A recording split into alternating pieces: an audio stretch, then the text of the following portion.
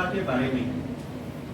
BSNL द्वारा इस माह में विभिन्न कार्यक्रमों के द्वारा उपभोक्ताओं के शिकायतों एवं सुझावों के आधार पर सेवाओं को और बेहतर करने के लिए रूपरेखा एवं योजना बनाते हुए क्रियान्वयन किया जाएगा।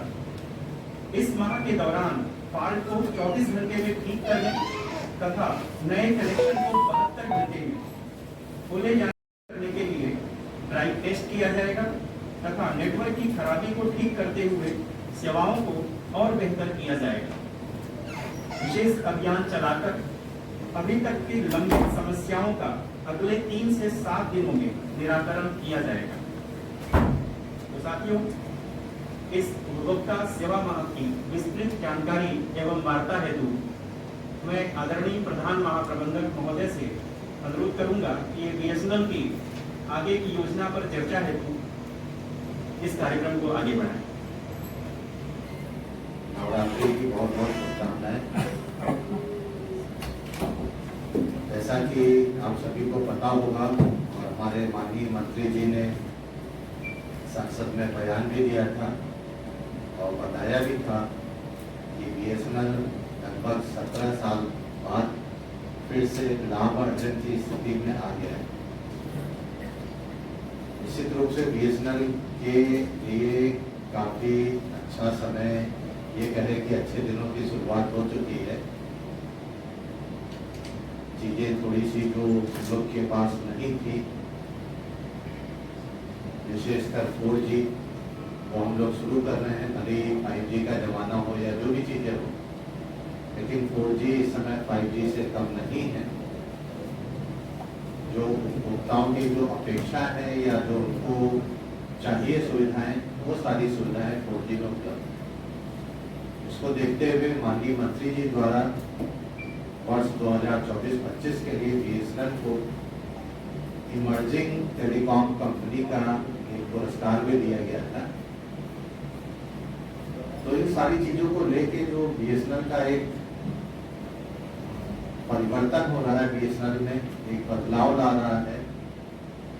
एक जहां पे हम लोग एक ठहराव की स्थिति में थे, उससे हम लोग निकल के आगे बढ़ रहे हैं के अंदर उसका समाधान पहुंचा सकें। जितनी भी हमारी लंबित समस्याएं हैं उनका निदान कर सकें। जो हम लोग नई सेवाएं हम लोगों ने आरंभ की हैं उनसे उपभोक्ताओं को जोड़ सकें, चाहे वो IFTV की हो, VITV की हो, जिसमें उपभोक्ताओं को फ्री चैनल्स और फ्री OTT चैनल्स का लाभ मिलता है, चाहे हमारी 4G सेवाएं हो या उपभोक्ता जो उनके पास अभी भी 3G या 2G सिम है वो अपना सिम 4G में अपग्रेड करा सकें। इसी सबको लेते हुए हम लोगों ने अप्रैल को उपभोक्ता सेवा माह के रूप में मना रहे हैं। कुछ इलाकों में सर अभी भी नेटवर्क की प्रॉब्लम लगातार आती रह रही है, जिससे नेटवर्क नहीं बन पा रहा है।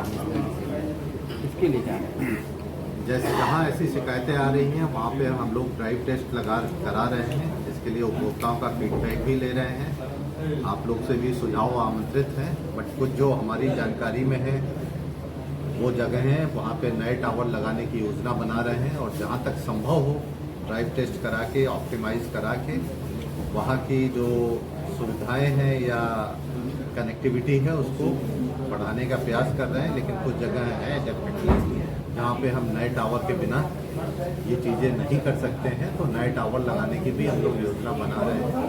उम्मीद है कि नए टावर लगाने का काम भी बहुत जल्दी हम लोग योजना बना के शुरू करवा सकें। क्या आने वाले दिनों में बीएसएनएल को 5G देखा सकते हैं? हमारा नेटवर्क जो है 5G अपग्रेडेबल है। 4G नेटवर्क जो है पूर्ण स्वदेशी तकनीक पे बना हुआ है और यहीं पे निर्मित है। जैसे भी हमारी आवश्यकता होगी या उपभोक्ताओं की ज़रूरत होगी, हम इस नेटवर्क को 5G में अपग्रेड कर पाएंगे। तो उम्मीद है कि अगले वर्ष या 1-1.5 साल बाद हम लोग ये काम स्टार्ट कर देंगे। जी, अभी जब आपने OTT चैनल, टीवी चैनल की बात की, उसको क्या मोबाइल देखा जा सकता है या टीवी में देखा जा सकता है? मोबाइल पे देखा जा सकता है। OTT प्ले आपको ऐप डाउनलोड करना होगा, साथ ही अपने नंबर के साथ रजिस्टर कराना होगा। ये भारत फाइबर के उपभोक्ताओं के लिए भी है, तो उनके पास अगर दूसरी कंपनी का नंबर है तो भी कोई फर्क नहीं पड़ता। वो BSNL के भारत फाइबर के उपभोक्ता भी देख सकते हैं, BSNL के मोबाइल के उपभोक्ता भी कर सकते हैं। ये जिस तरह केबल नेटवर्क है, क्या उस तरह से क्या टीवी में भी जोड़ा जाएगा? हम लोग का जो कमर्शियल एग्रीमेंट का प्रयास चल रहा है, तो उम्मीद है कि जल्दी ही अगले 2 या 3 महीनों के अंदर ये कमर्शियल फाइनलाइज हो जाएंगे। तो उम्मीद है कि हम पूरा एक बुके कस्टमर्स को ऑफर कर सकेंगे, जिसमें हो सकता है कस्टमर को अलग से किसी भी केबल कनेक्शन या अन्य कनेक्शन की जरूरत